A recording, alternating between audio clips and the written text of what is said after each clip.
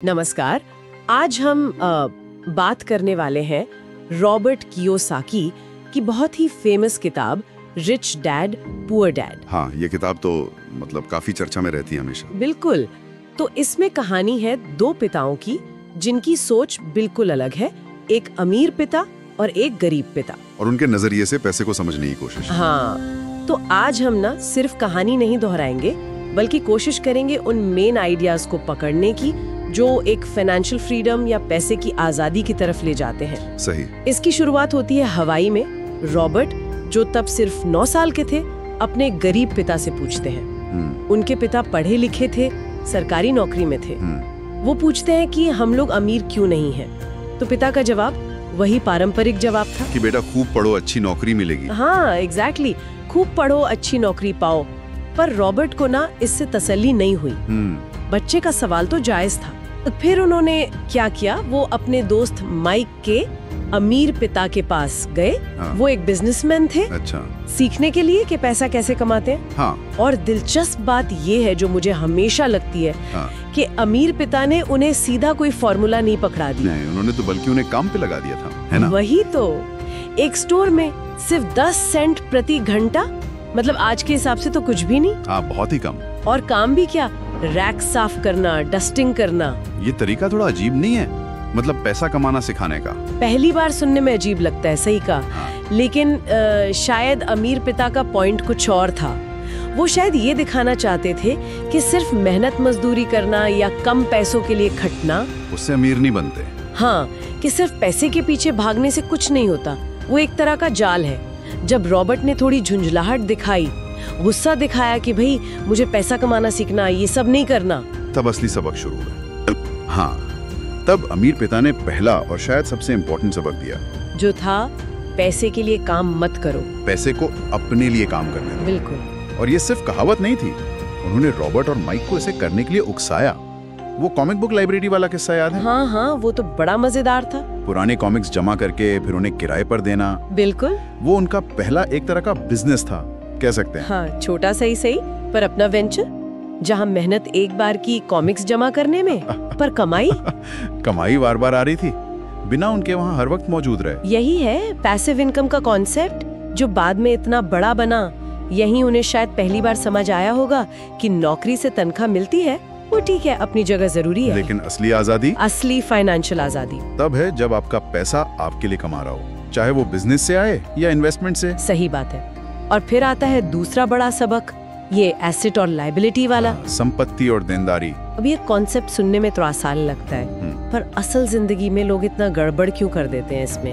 अमीर पिता ने इसे कैसे समझाया था? अमीर पिता का तरीका बहुत सीधा था। उन्होंने कहा, एसेट वो है जो आपकी जेब में पैसा डाले। सिंपल। जैसे मान लीजिए आपने कोई प्रॉपर्टी खरीदी और किराए पर दे दी।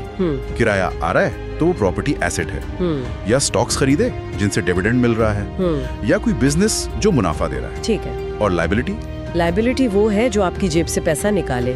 जैसे कार लोन की किश्त, महंगा फोन जिसकी जरूरत नहीं थी, घर की ईएमआई अगर वो बहुत ज्यादा है और कमाई का बड़ा हिस्सा ले जाती है, क्रेडिट कार्ड का कर्ज। मुश्किल शायद इसलिए होती है क्योंकि समाज में ना बड़ी गाड़ी, बड़ा घर, ये सब लाइबिलिटीज को ही अक्सर स्टेटस सिंबल मान लिया जाता है। बिल्कुल। अमीर पिता के अनुसार अमीर लोग पहले एसेट्स जमा करते हैं, फिर उन एसेट से जो इनकम होती है उससे अपने शौक पूरे करते हैं या लायबिलिटीज खरीदते हैं। जबकि मिडिल क्लास या गरीब सोच वाले लोग, वो पहले लायबिलिटीज खरीद लेते हैं लोन पर। हाँ, अक्सर सैलरी आते ही पहले कार या घर का लोन ले लिया और फिर जिंदगी भर उसकी किस्तें भरते रहते हैं। एसेट बनाने का सोचते ही नहीं। ये तो पूरी सोच का ही फर्क हो गया। और यहीं पर वो तीसरा सबक फिट होता है, फाइनेंशियल लिटरेसी, मतलब पैसे की समझ। सही।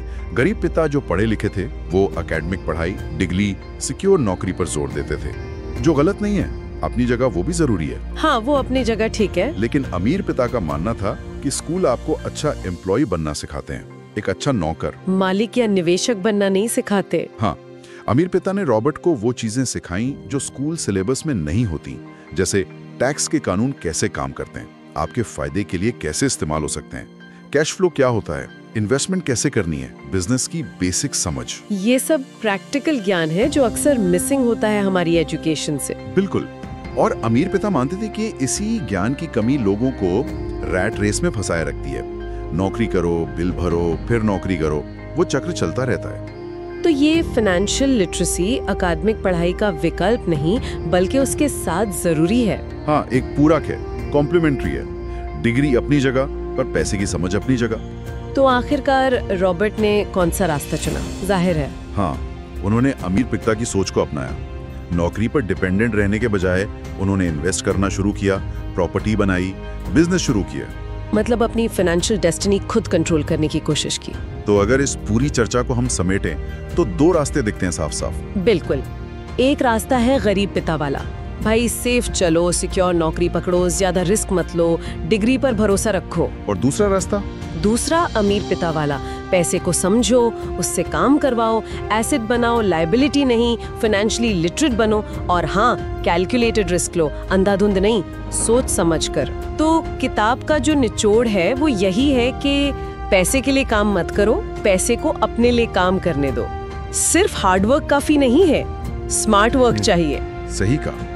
पैसे की समझ, उसे मैनेज करने और बढ़ाने की कला सीखना जरूरी है। तो यहाँ एक सवाल उठता है मन में, अगर हमारा जो ट्रेडिशनल एजुकेशन सिस्टम है वो हमें ज्यादातर कर्मचारी बनने के लिए तैयार करता है, जैसा अमीर पिता ने कहा, तो फिर ये जो प्रैक्टिकल फाइनेंशियल नॉलेज है, ये जो एसेट बनाने की स्किल है जो अमीर पिता सिखा रहे थे, वो आज के जमाने में कोई कहाँ से सीखे, कैसे सीखे? हाँ, ये बहुत अहम सवाल है।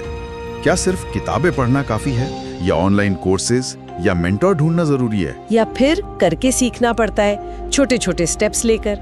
इस पर सोचना जरूरी है। बिल्कुल। ये एक विचार है जिसके साथ हम अपने सुनने वालों को छोड़ सकते हैं।